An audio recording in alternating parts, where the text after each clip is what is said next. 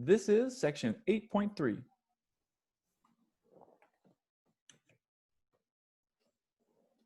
And today we're going to be learning about addition versus elimination thermodynamics.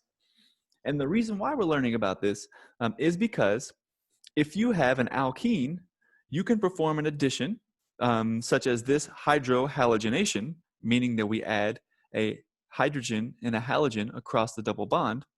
But the converse of that reaction, or the opposite, is that you can also eliminate the H and the X to give you the alkene in an E2 fashion or an E1 fashion, as we learned from chapter 7. So the question is, why would you have addition or elimination? What thermodynamic factors are going to be governing these two reactions? So let's think about the Gibbs free energy equation. Remember, we're going to be talking about the free energy of a reaction, and that's going to have an enthalpy term and an entropy term.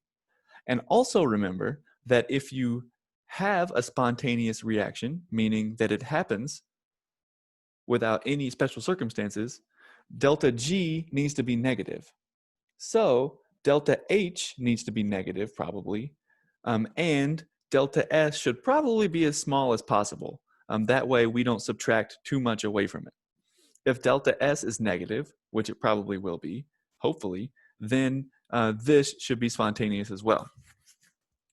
So let's think about this reaction. So we have two molecules, a double bond alkene and HX, and they go to one molecule. That is not good for our entropy term, right? Because we are taking two molecules into one. That means there's less disorder. That means entropy goes down.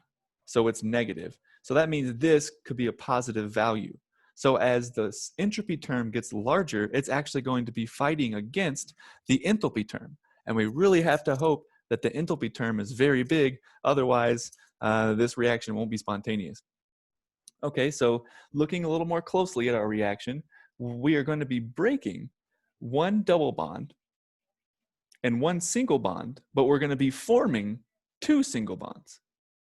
The good news for us is that it takes a lot more energy to break or form a single bond. So since we're breaking a double bond and a single bond, and we're forming two single bonds, that's more than enough energy to make sure that our enthalpy term, delta H, is in fact negative. But it does still mean that the entropy term is positive. So what we have to hope is that in the addition, we keep the temperature low, because this is going to be a temperature-dependent reaction. As long as the T term is low, then this positive entropy term is also going to be low. The converse of that is that since the addition will not be spontaneous if the temperature gets too high, that means the elimination will be spontaneous if the temperature gets to be too high. So high temperature favors elimination back to the alkene, and low temperature favors addition away from the alkene reactant. And that's shown here. Low T and strong acid give you the addition product. High T eliminates the hydrogen and the halogen to give you the alkene. This was section 8.3.